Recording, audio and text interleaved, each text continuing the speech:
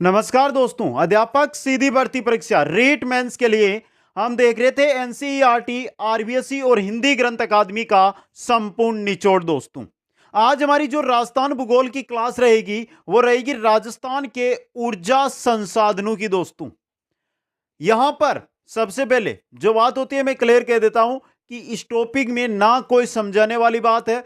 आपको यहां पर आंकड़े मिलेंगे, वो याद रखने होंगे। दोस्तों, इंपॉर्टेंट टॉपिक है, आराम से आप इसको देख सकते हैं। और अगर आपने क्लास को यहां से पूरी अटेंड कर ली है तो उसके बाद नोट्स है वो कुचामन ऑनलाइन क्लासेज ऐप के स्टोर के अंदर आपको मिल जाएंगे। संपूर्ण रीट जो रीट है इसके संपूर्ण राजस्थान जीके के नोट्स, और ये मानकर चलिए कि इनमें एनसीईआरटी और आरबीएसई का संपूर्ण निचोड़ इन नोट्सों के अंदर आपको मिलेगा। दोस्तों, फिर भी किसी भी प्रकार की कोई जानकारी लेना चाहते हैं तो यहां पर दी गई है इंस्टाग्राम आईडी, वहां पर जाकर आप मैसेज कर सकते हैं। दोस्तों, पहला काम, वीडियो को लाइक, शेयर और जो नए साथी जुड़ रहे हैं वो चैनल को सब्सक्राइब जरूर करें। दोस्तों,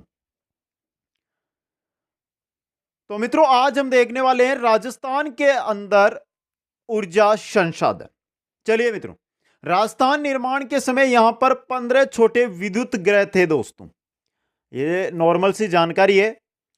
जब राजस्थान निर्माण होता है उसमें 15 छोटे विद्युत ग्रह थे। अब देखिए, जिनसे कुल स्थापित विद्युत क्षमता थी 13.27 मेगावाट उस समय। दोस्तों, राजस्थान में विद्युत विकास हेतु सार्थक प्रयास 1 जुलाई 1957 को राजस्थान राज्य विद्युत मंडल की स्थापना के साथ प्रारंभ किया गया। समझे, यह भी आंकड़ा ही है। राजस्थान में मार्च 2021 तक ऊर्जा की अधिष्ठापित क्षमता 21,979 मेगावाट थी। अधिष्ठापित क्षमता में वर्ष 2021-22 में दिसंबर 2021 तक 1342.50 मेगावाट की वृद्धि हुई। इस प्रकार दिसंबर 2021 की अगर हम बात करते हैं, अधिष्ठापित जो क्षमता है वो कितनी हो गई है बढ़कर 23,321.40 मेगावाट। ये आंकड़ा आपको याद रखना है मित्रों, दिसंबर 2021 के अनुसार। दोस्तों, अब देखिए मित्रों, ये तो नॉर्मल जानकारी है, लेकिन ये चीज देखिए यहां पे राज्य की स्वयं या भागीदारी की परियोजनाएं, स्वयं की या भागीदारी की जो परियोजनाएं हैं उनमें 2021-22 में कितनी मेगावाट है, तापीय, जल विद्युत और गैस के द्वारा कितनी जो है मेगावाट विद्युत है वो उत्पन्न की जाती है। तापीय है 7,830 मेगावाट, जल विद्युत है 1,017.29 मेगावाट, गैस है 603.50 मेगावाट। स्वयं की, राज्य की स्वयं की या भागीदारी की जो परियोजनाएं हैं उनसे कुल 9,450.79 मेगावाट विद्युत उत्पादित होती है। अब देखिए, यह तो हो गई स्वयं की या भागीदारी वाली। बात करें हम केंद्रीय परियोजनाओं से राज्य का आवंटन, जो केंद्रीय परियोजनाएं हैं उसके अंदर 2021-22 के अनुसार बात कर रहे हैं हम। यहां पर देखिए, केंद्रीय परियोजनाओं से राज्य का आवंटन देखिए, तापीय में है 1903.46 मेगावाट, जल विद्युत है 740.66 मेगावाट, गैस है 221.10 मेगावाट और परमाणु से है 456.74 मेगावाट। कुल मिलाकर केंद्रीय परियोजनाओं से राज्य को कितनी मेगावाट विद्युत 3,321.96 मेगावाट मिलती है। दोस्तों, यह केंद्रीय परियोजनाओं से हो गई। अब बस्ती है हमारी दोस्तों, वो बस्ती है आरआरईसी, आरएसएमएमएल या निजी क्षेत्र की जो पवन ऊर्जा, बायोमास, सौर ऊर्जा है, इन परियोजनाओं से राज्य को कितनी मिलती है। यह भी 2021-22 के अनुसार आंकड़े हैं। इनमें से पवन से मिलती है, पवन ऊर्जा से 3,734.10 मेगावाट। बात करें बायोमास से तो 101.95 मेगावाट, सौर ऊर्जा से 2,970.60 मेगावाट और तापीय या जल विद्युत से 3,742 मेगावाट। कुल कितनी मेगावाट हो गई 10,548.65 मेगावाट। दोस्तों, और देखिए कुल किससे जो राज्य की स्वयं भागीदारी की परियोजनाएं हैं, जो केंद्र की परियोजनाएं हैं, जो आपके आरआरईसी या आरएसएमएल या निजी क्षेत्र की जो पवन ऊर्जा बायोमास है, इन तीनों से मिलकर कुल जो विद्युत है वो मिलती है, वो ये रही 1, 2 और 3 से 23,321.40 मेगावाट। ये हो गई आपकी ऊर्जा दोस्तों। अब देखिए हम बात करते हैं ऊर्जा संसाधनों की या ऊर्जा के स्रोतों की। ऊर्जा के दो प्रकार के स्रोत है, दो भागों में विभक्त किया गया ऊर्जा स्रोतों को, परंपरागत ऊर्जा स्रोत, गैर परंपरागत ऊर्जा स्रोत दोस्तों। परंपरागत जिनको एक अवैकल्पनिक या अनवीनीकरण ऊर्जा संसाधन के नाम से भी हम जानते हैं दोस्तों। कौन से होते हैं? वे संसाधन जो प्राचीन काल से चले आ रहे हैं, वे संसाधन जिनके भंडार सीमित है, वे संसाधन जिनका एक बार उपयोग होने के बाद पुनः उपयोग में नहीं लाया जा सकता है, वो परंपरागत, अवैकल्पिक, अनवीनीकरण ऊर्जा संसाधन कहलाते हैं। जैसे तापीय ऊर्जा है, जैसे जल विद्युत ऊर्जा है, जैसे आणविक ऊर्जा है दोस्तों। ये पहला हो गया। दूसरा होता है प्रकार आता है गैर परंपरागत, वैकल्पिक या नवीनीकरण ऊर्जा संसाधन। कौन से? वे साधन जो परंपरा से नहीं चले आ रहे, वे संसाधन जो परंपरा से नहीं चले आ रहे, जिनके भंडार क्या है? असीमित है, जिनका बार बार हम उपयोग कर सकते हैं दोस्तों। जैसे सौर ऊर्जा है, जैसे बायोडीजल है, जैसे पवन ऊर्जा है, जैसे ज्वारीय ऊर्जा है, जैसे बायोमास ऊर्जा है, जैसे बायोगैस ऊर्जा है, जैसे भूतापीय ऊर्जा है। इनका हम बार बार उपयोग है वो कर सकते हैं दोस्तों। ये गैर परंपरागत, वैकल्पिक या नवीनीकरण ऊर्जा संसाधन होते हैं। अब देखिए जैसे हमारी जल विद्युत हो गई, जल विद्युत के बाद में अगर हम बात करते हैं तो हमारी तापीय विद्युत हो गई, लिग्नाइट आधारित, खनिज तेल आधारित, आणविक ऊर्जा हो गई। इनके बारे में पवन ऊर्जा, सौर ऊर्जा, समझे आप इनके बारे में। और सबसे पहले जो हमारी ऊर्जा संसाधन पढ़ रहे हैं तो सबसे पहले आ रही है जल विद्युत दोस्तों। देखिए जल विद्युत के बारे में, राज्य में विद्युत आपूर्ति का लगभग 40% जल है दोस्तों। देखिए मित्रों, जल विद्युत जो है वर्तमान में राजस्थान का प्रमुख ऊर्जा स्रोत है, समझे आप। हम देखते हैं राजस्थान के अंदर जल विद्युत की जो परिस्थितियां हैं, प्राकृतिक परिस्थितियां वो नहीं है, फिर भी जल उत्पादन के लिए हम यहां पर काम करते हैं। चाहे बांध बनाकर हम करें, चाहे बाहर से आने वाली नदियों से हम पानी को रोक कर करें, कैसे भी करके हम जल विद्युत बनाते हैं दोस्तों। राजस्थान में जहां राज्य की नदियों के पर बांध बनाकर विद्युत उत्पादित की जाती है, वहीं अन्य राज्यों से भी बिजली है वो प्राप्त की जाती है, यानी अन्य राज्यों से भी हम बिजली को खरीदते हैं दोस्तों। अब देखिए मुख्य क्वेश्चन कहां से बनेगा, जो जल विद्युत की परियोजनाएं हैं वो कौन कौन सी है दोस्तों।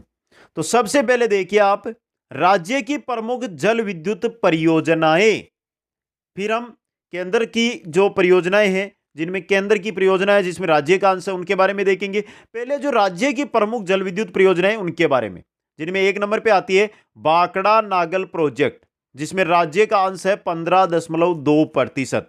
साझेदार है राजस्थान, पंजाब और हरियाणा दोस्तों। दूसरी है व्यास परियोजना, देर व पोंग, दो बांध बने हुए। देर में तो राजस्थान का हिस्सा 20% है और पोंग में 59% राजस्थान का हिस्सा है दोस्तों। और साझेदार है राजस्थान, पंजाब और हरियाणा दोस्तों। तीसरी है माही बजाज सागर परियोजना, जिसमें राज्य का अंश कितना है? 45% है। साझेदार है राजस्थान और गुजरात दोस्तों। चौथी है चंबल पावर प्रोजेक्ट, जिसमें राज्य का अंश 50% है और साझेदार है राजस्थान और मध्य प्रदेश दोस्तों। अगले है रावघाट प्रोजेक्ट। रावघाट प्रोजेक्ट कहां पर? करौली के अंदर, जिसमें राज्य का अंश है 50% और साझेदार है राजस्थान और मध्य प्रदेश दोस्तों। अनाज प्रोजेक्ट है बांसवाड़ा में, जो सिर्फ किसका है? राजस्थान का है दोस्तों। अनाज प्रोजेक्ट में पूरा का पूरा जो विद्युत उत्पादन होता है वो राजस्थान प्राप्त करता है।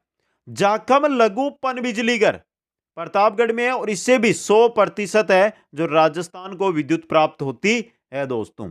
इसके अलावा 8वीं है लघु पन बिजली परियोजनाएं। लघु पन बिजली परियोजनाएं जैसे अनूपगढ़, चारणवाला, सूरतगढ़, पोंगल द्वितीय, मांगरोल, बिसलपुर, ये जो परियोजनाएं यहां से जो विद्युत उत्पादन होती है उसमें राजस्थान का 100% भाग है, यानी किसी राज्य की हिस्सेदारी नहीं है। तो ये थी राज्य की प्रमुख जल विद्युत परियोजनाएं, 8 परियोजनाएं जिनसे राजस्थान को विद्युत प्राप्त होती है दोस्तों।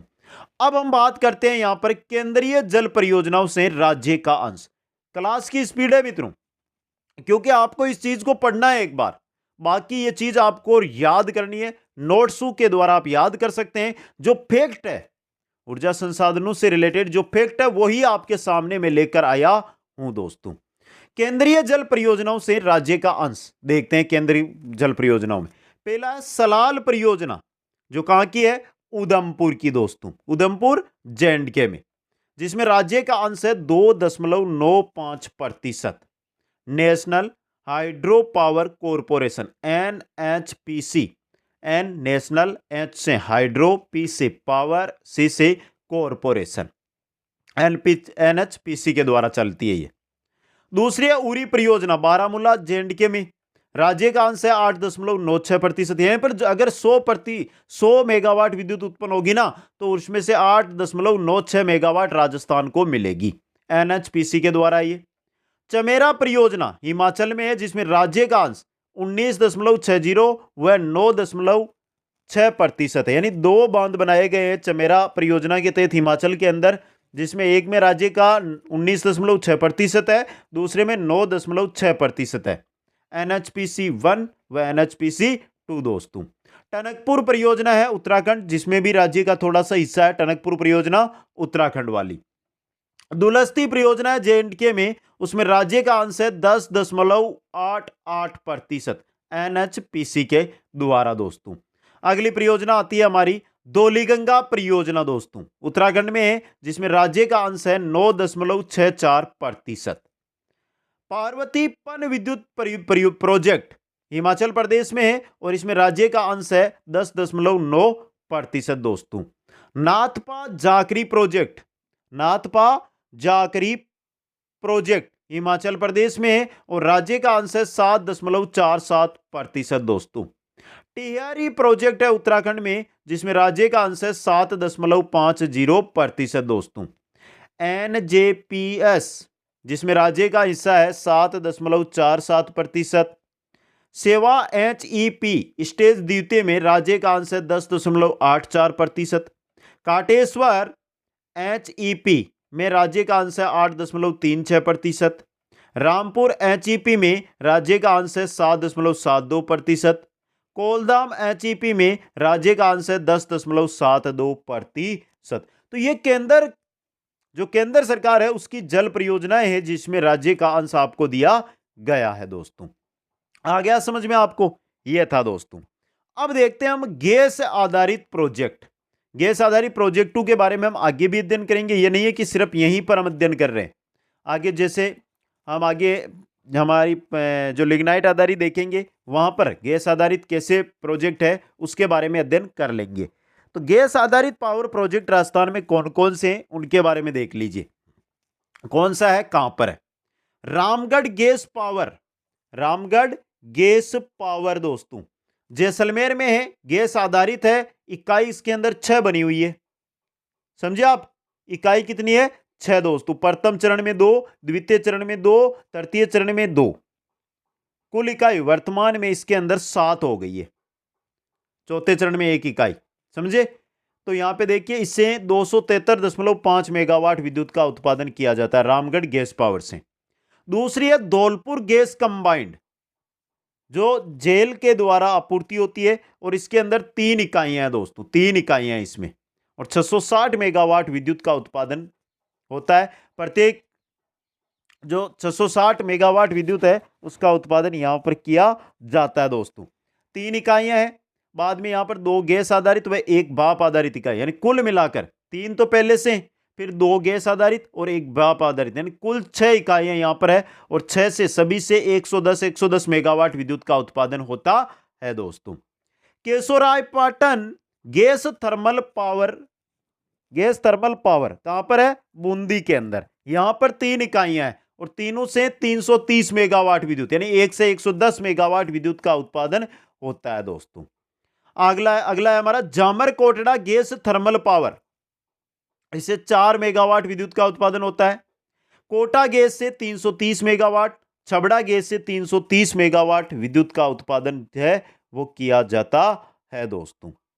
यानी कि यहां पर भी 3 इकाइयां हैं और यहां पर भी 3 इकाइयां हैं, प्रत्येक इकाई से 110 मेगावाट विद्युत का उत्पादन किया जाता है दोस्तों। तो ये हो गया आपके गैस आधारित पावर प्रोजेक्ट दोस्तों। अब हम देखते हैं आगे तापीय विद्युत के बारे में।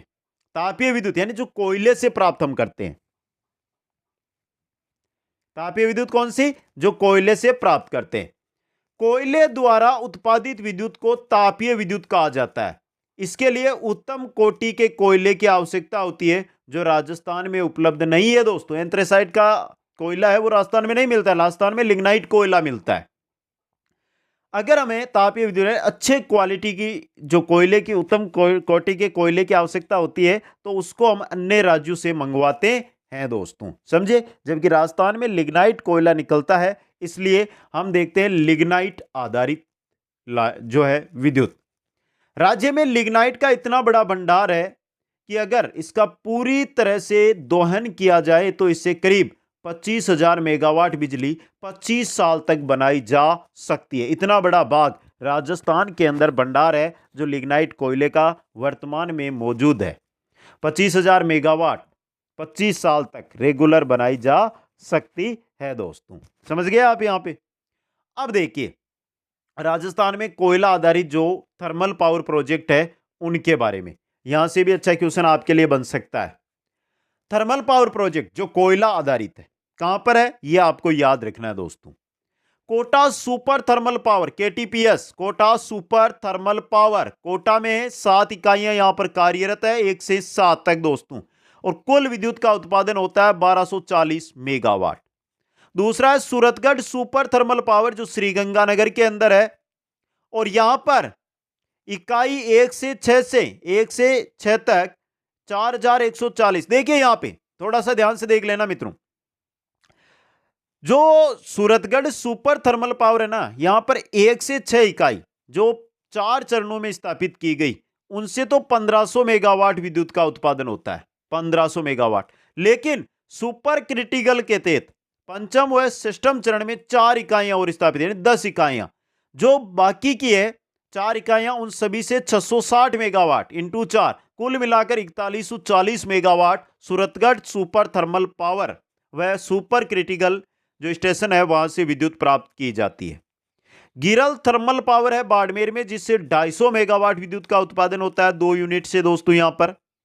छबड़ा सुपर थर्मल पावर है 12 के अंदर, जिसमें 4 इकाइयां, और तृतीय चरण के अंदर यहां पे 5वीं व 6ठी इकाई है वो 2018-2019 के अंदर स्थापित की गई है। 5वीं और 6ठी, 5वीं 2018 में, 6वीं 2019 के अंदर। कुल मिलाकर छबड़ा से 2320 मेगावाट विद्युत का उत्पादन होता है दोस्तों। नेवेली लिग्नाइट कॉरपोरेशन जो बीकानेर में है, इससे 500 मेगावाट। नेवेली लिग्नाइट कॉरपोरेशन, ये देखिए बीकानेर में 500 मेगावाट 2 यूनिट से, पल्लाना में 250 मेगावाट 2 यूनिट से, बिटनोड में 250 मेगावाट 2 यूनिट से, और बरसिंहसर में 250 मेगावाट 2 यूनिट से। कुल मिलाकर कितनी हो गई? 1250 मेगावाट नेवेली लिग्नाइट कॉरपोरेशन के द्वारा विद्युत का उत्पादन किया जाता है। बादेसर सुपर थर्मल पावर बाड़मेर में, जिससे 1000 मेगावाट विद्युत का उत्पादन है जो किया जाता है दोस्तों। 8 इकाइयां हैं और प्रत्येक से 125 मेगावाट विद्युत का उत्पादन होता है दोस्तों। हाड़ला थर्मल पावर प्रोजेक्ट बीकानेर में है, जिससे 250 मेगावाट विद्युत का उत्पादन किया जाता है दोस्तों। अगली 8वीं हमारे आती है Danpur super power project, Banswara में है और निजी क्षेत्र में है। ये Danpur super power project Banswara निजी क्षेत्र में। दूसरा जो Danpur super thermal power project है ये बांसवाड़ा में, जिसको राज्य विद्युत उत्पादन निगम है उसके द्वारा संचालित है।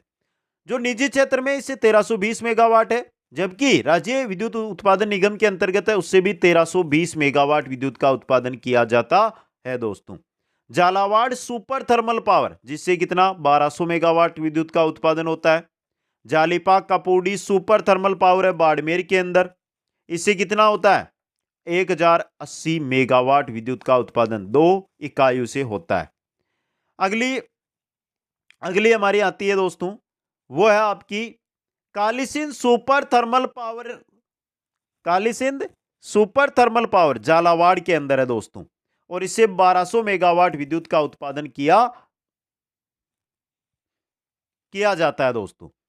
अगली है कवई सुपर थर्मल पावर, 12 में निजी क्षेत्र में और अडानी समूह के द्वारा। अडानी समूह के द्वारा है ये, इससे भी 1320 मेगावाट विद्युत का उत्पादन होता है। गुड्डा थर्मल पावर प्रोजेक्ट बीकानेर में, इससे 125 मेगावाट विद्युत का उत्पादन होता है। Banswara super critical thermal power project है बांसवाड़ा के अंदर, जिससे 1820 मेगावाट विद्युत का उत्पादन किया जाता है दोस्तों। आ गया समझ में आपके? तो यहां पे जो हमने अभी तक देखे हैं ना, ये राज्य के, राजस्थान राज्य के कोयला आधारित थर्मल पावर प्रोजेक्ट थे दोस्तों। अब केंद्र सरकार के थर्मल पावर प्रोजेक्ट जिसमें राज्य का अंश है, उनके बारे में देख लीजिए। यानी कि कैसा भी क्वेश्चन हो गलत नहीं होगा आपका, बस आंकड़े आपको याद करने हैं दोस्तों।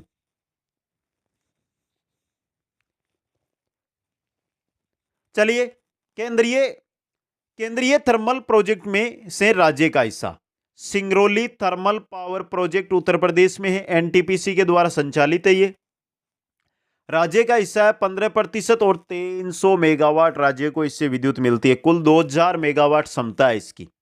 Rihand thermal power project Uttar Pradesh में है। कहां पर है? उत्तर प्रदेश में। अब देखिए, Rihand thermal power project Uttar Pradesh में, फर्स्ट एनटीपीसी, सेकंड एनटीपीसी। जो रिहंद प्रथम है, ये 9.5% जो हिस्सा है राज्य का अंश है इसमें, और 1000 विद्युत मिलती है, यानी 95 मेगावाट राजस्थान को मिलती है। दूसरा है आपका एनटीपीसी द्वितीय, रिहंद थर्मल पावर प्रोजेक्ट द्वितीय, इसमें 10% अंश है राजस्थान का, 100 मेगावाट राजस्थान को मिलती है। Rihand thermal power project Uttar Pradesh third unit है 5 और 6, थर्ड है इसमें यूनिट 5 और 6 से राजस्थान का हिस्सा 11.5 है और 115 मेगावाट विद्युत मिलती है दोस्तों। अगला जो आता है वो है Satpura thermal power project Madhya Pradesh में, इसकी क्षमता 313 मेगावाट है दोस्तों। अगला आता है हमारा उचहारा thermal power project Uttar Pradesh, इसकी क्षमता 1050 मेगावाट है और राजस्थान को 81 मेगावाट विद्युत मिलती है। उचहारा thermal power project Uttar Pradesh stage 4, इससे राजस्थान को 74.9 जो मेगावाट विद्युत है वो मिलती है दोस्तों। इसकी क्षमता 500 मेगावाट है। Kahalgaon super thermal power project Patna Bihar में है एनटीपीसी के द्वारा, और इसकी जो कितनी विद्युत राजस्थान को मिलती है ये आंकड़ा मौजूद नहीं है दोस्तों कहीं पर भी। आगे चलते हैं। अगला है अंता गैस थर्मल पावर प्रोजेक्ट 12 में है, राज्य में स्थापित प्रथम गैस प्लांट है एनटीपीसी के द्वारा, और राजस्थान को 83.07 कुल क्षमता 419 है इसकी, लेकिन राजस्थान को 83.7 यानी 19.81% विद्युत मिलती है। Auraiya thermal power project Uttar Pradesh में एनटीपीसी के द्वारा है, राजस्थान का हिस्सा इसके अंदर 9.2% है और राजस्थान को विद्युत मिलती है 61.03%। दादरी थर्मल पावर प्रोजेक्ट कहां पर है? उत्तर प्रदेश में है, और इसमें राज्य का हिस्सा है 9.28% और राज्य को 77 मेगावाट विद्युत मिलती है दोस्तों। खेलगांव टीपीएस स्टेज प्रथम 73 मेगावाट राजस्थान को मिलती है, राजस्थान का हिस्सा है 4.87%, कुल क्षमता है 1500 मेगावाट की दोस्तों। यह हो गई केंद्रीय थर्मल प्रोजेक्ट में राज्य का अंश दोस्तों। जल विद्युत, उसके बाद तापीय विद्युत, आगे हम चलते हैं खनिज तेल, पेट्रोलियम एवं प्राकृतिक गैस आधारित जो प्रोजेक्ट है हमने राजस्थान के वो पहले देख लिए। गैस आधारित प्रोजेक्ट कौन कौन से हैं उनके बारे में हमने अध्ययन कर लिया दोस्तों। 6 बताए थे हमने। Ramgarh gas power plant Jaisalmer, Dholpur gas combined, Keshoraipatan gas thermal, Jamarkotra gas thermal power, Kota gas, Chhabra gas, उनके बारे में देख लिया है। खनिज तेल अथवा पेट्रोलियम हाइड्रोकार्बन का यौगिक है जो औषधि सेलों में विशिष्ट स्थानों पर पाया जाता है तथा प्राकृतिक गैस के साथ निकलता है।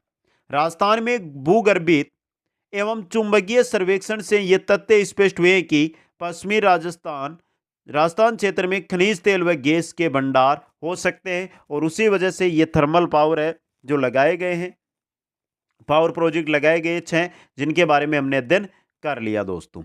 अब हम बात करते हैं आगे चल के आणविक या परमाणु ऊर्जा के बारे में दोस्तों। ऊर्जा की कमी को दूर करने हेतु भारत में परमाणु ऊर्जा के विकास को किया गया है। इसके लिए सर्वप्रथम तारानगर के परमाणु केंद्र स्थापित किया गया। तारापुर के अंदर पहला परमाणु केंद्र स्थापित किया गया दोस्तों।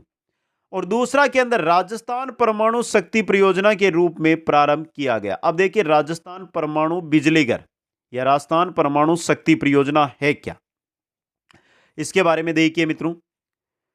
आरपीएस राजस्थान परमाणु शक्ति परियोजना भारत की ऐसी पहली परियोजना है जो प्राकृतिक यूरेनियम, बारी, जल एवं प्रशीतन द्वारा चालित है दोस्तों। इसकी पहली इकाई का संचालन 16 दिसंबर 1973 को किया गया, जिसकी क्षमता थी 100 मेगावाट। वर्तमान में 6 इकाइयों से विद्युत उत्पादन हो रहा है। 7वीं व 8वीं इकाई निर्माणाधीन है। अभी इसकी कुल जो स्थापित क्षमता है वो है 1180 मेगावाट दोस्तों। समझ गए आप? यहां पे राजस्थान परमाणु बिजली घर से 1180 मेगावाट विद्युत। अब देखिए, राउतबाटा स्थित केंद्र सरकार के उपक्रम बारी पानी संयंत्र से अमेरिका को बारी पानी निर्यात किया जाता है। रावतबाटा में बारी पानी की उच्च गुणवत्ता होने के कारण अमेरिका में इसकी क्या है, बारी मांग भी है दोस्तों। तो यहां पे राजस्थान परमाणु बिजली घर आपके समझ में आ गया। ये 1180 मेगावाट विद्युत का उत्पादन इससे किया जाता है राउतबाटा कोटा से। 2 नंबर पे आता है Banswara nuclear power. Banswara nuclear power Mahi नदी के किनारे पर स्थित है, जो 100% राजस्थान सरकार की परियोजना है जो प्रस्तावित है। यह राज्य का दूसरा परमाणु बिजली घर है जिसकी उत्पादन क्षमता 2 × 700 यानी 1400 मेगावाट होगी दोस्तों। ये थे परंपरागत ऊर्जा स्रोत। आ गया समझ में? आगे हम बढ़ते हैं और आते हैं गैर परंपरागत ऊर्जा स्रोत की ओर। गैर परंपरागत ऊर्जा स्रोत में सौर ऊर्जा, पवन ऊर्जा, ज्वारीय ऊर्जा, बायोगैस, ये सभी आते हैं। तो चलते हैं सबसे पहले सौर ऊर्जा की ओर। यह रहा आपका सौर ऊर्जा दोस्तों। सौर ऊर्जा अर्थात सूर्य से प्राप्त ऊर्जा का एक अनवरत स्रोत है। बिना रुके प्राप्त होने वाली ऊर्जा, रेगुलर प्राप्त, ना खत्म होने वाली ऊर्जा, सौर ऊर्जा। राजस्थान में सौर ऊर्जा की अपार संभावनाएं, क्योंकि यहां पर वर्ष भर आकाश साफ रहता है और सूर्य का ताप प्राप्त होता रहता है दोस्तों। सौर ऊर्जा का उपयोग घरेलू कार्यों में, कृषि व उद्योगों में किया जा सकता है। प्रकाश हेतु लाइटें, कुओं से पानी खींचने, कृषि जिंसों को सुखाने तथा शीत भंडारण के अतिरिक्त खाना बनाने तथा पानी गर्म करने में इसका उपयोग किया जा सकता है। इसी के साथ कुटीर उद्योग में भी ऊर्जा हेतु इसका उपयोग संभव है। यानी सौर ऊर्जा से हम सब काम कर सकते हैं दोस्तों। आगे देखिए, सौर ऊर्जा का सीधा उपयोग नहीं किया जा सकता। ये नहीं कि आप सीधा सूरज के नीचे कोई चीज रख देंगे तो वो सौर ऊर्जा काम में आ जाएगी, नहीं। इसे संग्रहित करने हेतु सौर संग्राहक का प्रयोग किया जाता है दोस्तों। समझे आप? यहां पे सौर संग्राहक। अब देखिए, इसको हम सौर ऊर्जा प्राप्त कैसे करें। सौर ऊर्जा से प्रकाश प्राप्त करने के लिए फोटोवोल्टिक तकनीक का उपयोग किया जाता है। फोटोवोल्टिक तकनीक का उपयोग दोस्तों, राजस्थान में सौर ऊर्जा निस्संदेह ऊर्जा का एक ऐसा स्रोत है जो भविष्य में ऊर्जा की कमी को दूर करने में क्या होगा, सहायक होगा दोस्तों। अब देखिए, राज्य में सौर ऊर्जा संचालित परियोजनाएं कौन कौन सी है। राज्य में सौर ऊर्जा के क्षेत्र में संचालित परियोजनाएं मथानिया जोधपुर, गोरीर झुंझुनू, फागी जयपुर, बालेसर जोधपुर, रावतबाटा चित्तौड़ के अंदर सौर ऊर्जा पर आधारित परियोजनाएं लगाई गई है दोस्तों। सौर ऊर्जा उत्पादन में देश में प्रथम स्थान पे कौन सा राज्य आता है? राजस्थान आता है दोस्तों। राज्य सरकार द्वारा निवेशकों के अनुकूल राजस्थान सौर ऊर्जा नीति 2019 जारी की गई है। निवेशक है वो यहां पर आए, इसके लिए 2019 में सौर ऊर्जा नीति है वो लागू यहां पर की गई दोस्तों। यह भी अच्छा क्वेश्चन आपके लिए बन सकता है। राज्य में नहर पर बना पहला सोलर पार्क है वो मेनावाली, हनुमानगढ़। मेनावाली में नहर के ऊपर बनाया गया है सोलर पार्क दोस्तों। समझे आप यहां पे, ये भी याद रखना है। और राज्य का पहला सोलर पार्क है वो है बड़ला, जोधपुर में। सोलर पार्क कहां पर है? बड़ला, जयपुर, सॉरी जोधपुर के अंदर। नहर पर सोलर पार्क यह है मेनावाली, हनुमानगढ़ के अंदर दोस्तों। अब देखिए मित्रों, सोलर एनर्जी एंटरप्राइजेज जोन है क्या? ये एक चीज है जो देखिए solar energy enterprises zone says, जहां सौर ऊर्जा उत्पादन के लिए सभी स्थितियां अनुकूल हो उस क्षेत्र को सीज कहा जाता है दोस्तों। सौर ऊर्जा उत्पादन के लिए क्या हो? स्थितियां अनुकूल हो। जैसे जैसलमेर, जोधपुर, बाड़मेर में ये स्थितियां अनुकूल है दोस्तों। अब देखिए सौर ऊर्जा की कौन कौन सी परियोजनाएं संचालित है। क्यूसर सोलर एनर्जी प्लांट नागौर में, गोरीर सोलर फोटोवोल्टिक झुंझुनू में, मोकला सोलर एनर्जी प्रोजेक्ट जैसलमेर में, दुनिया सोलर एनर्जी प्लांट कहां पर है? जोधपुर में, आगोरिया सोलर पावर प्रोजेक्ट बाड़मेर के अंदर कार्यरत है दोस्तों। अच्छे क्वेश्चन बन सकते हैं यहां से आपके। आगे देखिए मित्रों, सोलर पार्क एवं मेगा सोलर पावर प्रोजेक्ट। राज्य में संयुक्त उपक्रम क्षेत्र में सोलर पार्कों की स्थापना हेतु निम्नलिखित 3 संयुक्त उपक्रम कंपनियों का गठन किया जा सकता है, किया जा चुका है। कौन कौन सी है? देखिए, पहली है messrs Saurya Urja company of Rajasthan limited, Suraj. Messrs Adani renewable energy park Rajasthan limited, messrs Essel Saurya Urja company of Rajasthan limited. समझ गए? सोलर पावर प्रोजेक्ट के लिए ये 3 कंपनी है जिनका गठन किया जा चुका है। ये थी सौर ऊर्जा। आगे आती है गैर परंपरागत में हमारी पवन ऊर्जा दोस्तों। पवन ऊर्जा अर्थात हवाओं द्वारा ऊर्जा प्राप्त करना सौर ऊर्जा के समान प्रकृति प्रदत्त है। सौर ऊर्जा सूर्य से और पवन ऊर्जा पवनों के द्वारा अगर हम कोई ऊर्जा प्राप्त करते हैं, हवा से ही हम ऊर्जा बना लें, वो ये पवन ऊर्जा। पवन ऊर्जा प्राप्त करने हेतु पवन चक्की लगाकर इसे वायु के परिचालित किया जाता है और उससे उत्पन्न शक्ति को एकत्रित कर जनरेटर चलाने, पंप सेट चलाने, विद्युत व्यवस्था आदि में उपयोग में लिया जाता है दोस्तों। इंपॉर्टेंट चीज है आपके लिए। राज्य में विशेषकर पश्चिमी राजस्थान में इसका सर्वाधिक विकास किया जा सकता है, क्योंकि पश्चिमी राजस्थान है, इसके अंदर आपको वायु की गति 20 से 40 किलोमीटर मिलेगी।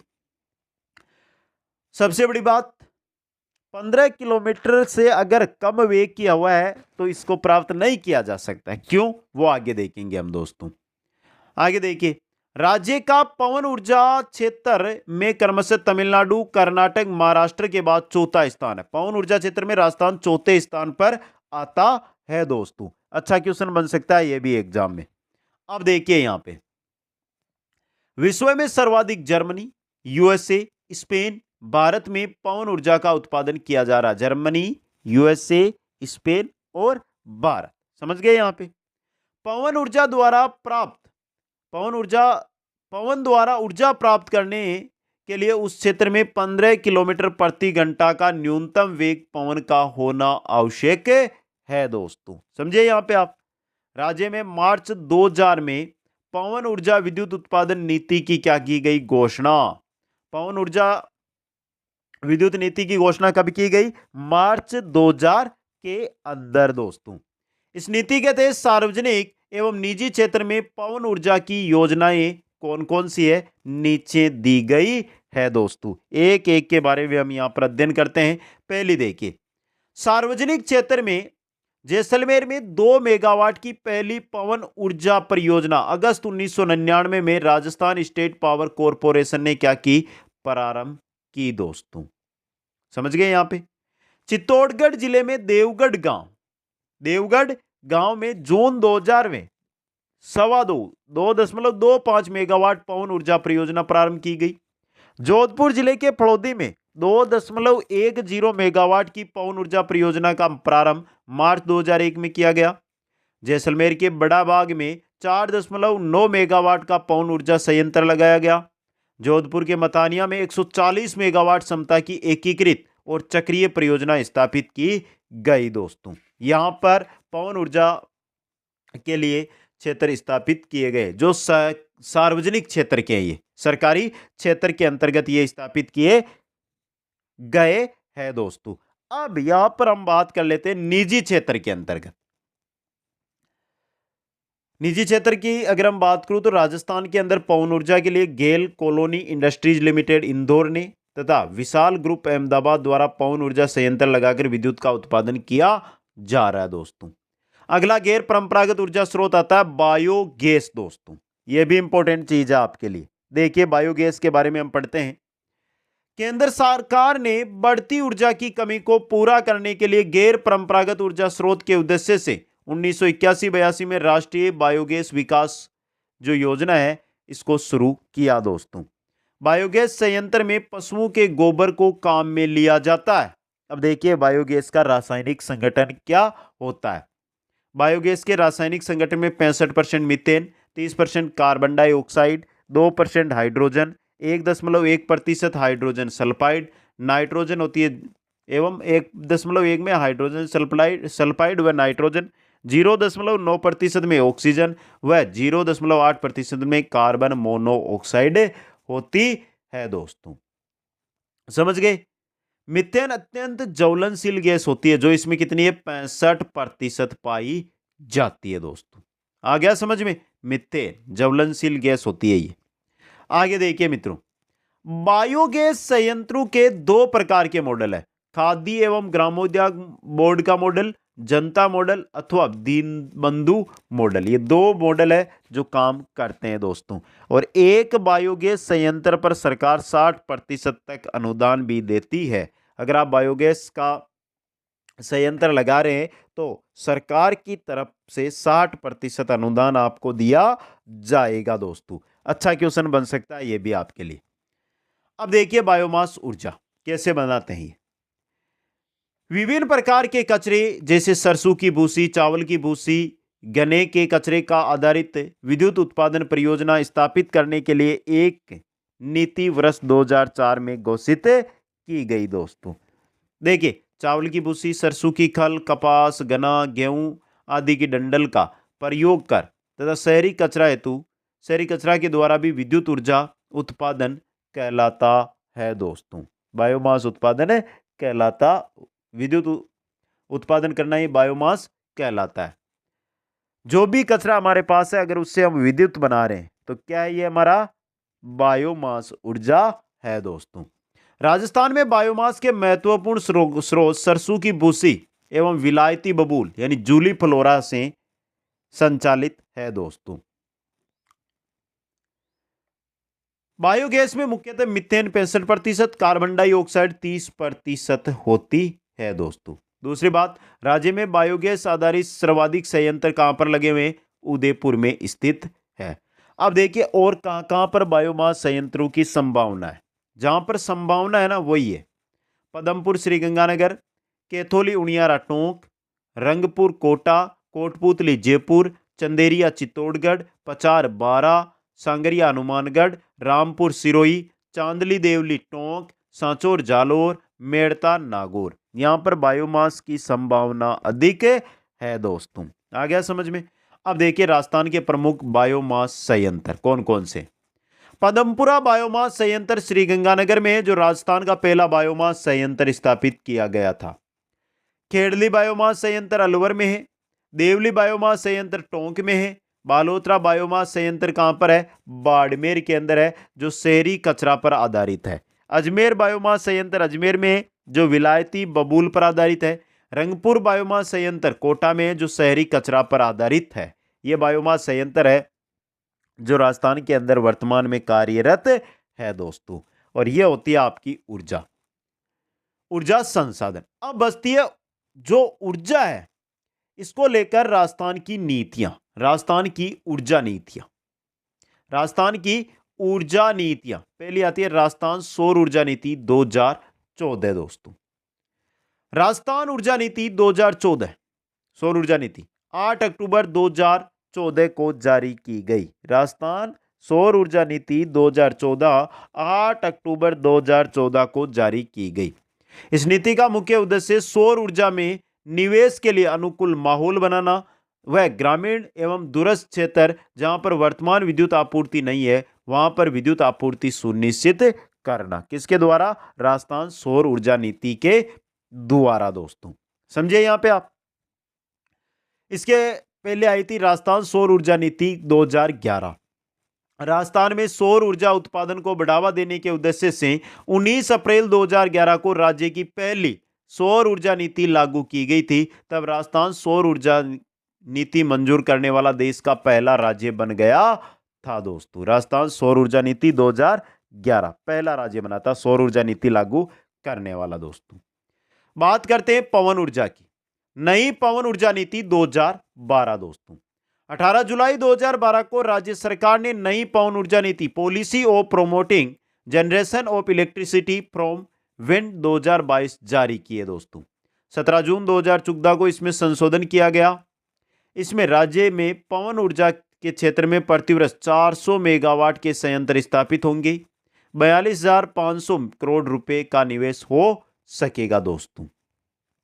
इससे पूर्व 2004, 2003 और 2000 में पवन ऊर्जा प्रोत्साहन नीतियां भी जारी की जा चुकी है। यह है पवन ऊर्जा नीति। बात करते हैं बायोमास पॉलिसी की जो 2010 की है। बायोमास पॉलिसी 26 फरवरी 2010 को क्या की गई थी? जारी की गई थी। इस नीति से बायोमास विद्युत उत्पादन जो संयंत्र है उनको उचित दर पर पर्याप्त मात्रा में बायोमास की उपलब्धता सुनिश्चित हो सकेगी और राज्य में 300 मेगावाट से अधिक विद्युत उत्पादन का लक्ष्य अर्जित किया जा सकेगा। किससे? बायोमास के द्वारा दोस्तों। तो यह भी आपके लिए इंपॉर्टेंट चीज बन सकती है। अगली नीति है कैप्टिव पावर प्लांट नीति। कैप्टिव पावर प्लांट नीति दोस्तों। राज्य सरकार के द्वारा 166 मेगावाट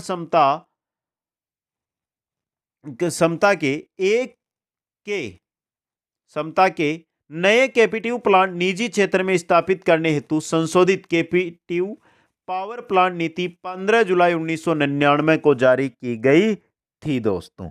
समझे आप। इसका मुख्य उद्देश्य नए कैपेटिव पावर प्लांट की स्थापना करना एवं राज्य में विद्युत आपूर्ति एवं उपलब्धता के अंतर को कम करना था दोस्तों। आ गया समझ में। आगे चलते हैं। नेक्स्ट आती है राज्य में अक्षय ऊर्जा के स्रोतों के विकास हेतु जारी नीतियां। अक्षय ऊर्जा की बात हो रही है। गैर परंपरागत ऊर्जा स्रोत से उत्पादित विद्युत उत्पादन प्रोत्साहन नीति 1999। इस नीति के तहत निजी उद्यमियों द्वारा स्थापित 25 मेगावाट तक के विद्युत ग्रहों द्वारा उत्पादित विद्युत राज्य द्वारा क्रय करने का प्रावधान है दोस्तों। पवन ऊर्जा प्रोत्साहन नीति 2000 व 2003 दोस्तों। इस नीति का मुख्य उद्देश्य राज्य में निजी पूंजी निवेश में 100 मेगावाट क्षमता तक पवन ऊर्जा परियोजना स्थापित करना है दोस्तों। बात करते हैं गैर परंपरागत ऊर्जा स्रोतों से विद्युत उत्पादन को बढ़ावा देने की नीति 2004। इस नीति के अंतर्गत सौर, पवन, बायोमास आदि द्वारा विद्युत उत्पादन को बढ़ावा देना है। नई निजी निवेश नीति 2007 दोस्तों। अब देखिए नई निजी निवेश नीति 2007 है। इसके अंतर्गत क्या है? गुड्डा बीकानेर में मुद्रा कंपनी आंध्र प्रदेश द्वारा राज्य में पहला निजी क्षेत्र का 125 मेगावाट का लिग्नाइट पावर प्लांट लगाया गया है। गुड्डा बीकानेर में मुद्रा कंपनी आंध्र प्रदेश की है उसके द्वारा दोस्तों। अगली नीति है नई बायोमास नीति। नई बायोमास नीति। इस नीति के तहत निजी क्षेत्र को बड़े एनर्जी प्रोजेक्ट लगाने के लिए आमंत्रित किया गया है दोस्तों। समझे आप यहां पे। नई बायोमास नीति के तहत इस नीति का क्रियान्वयन 26 फरवरी 2010 से किया गया दोस्तों। आ गया समझ में।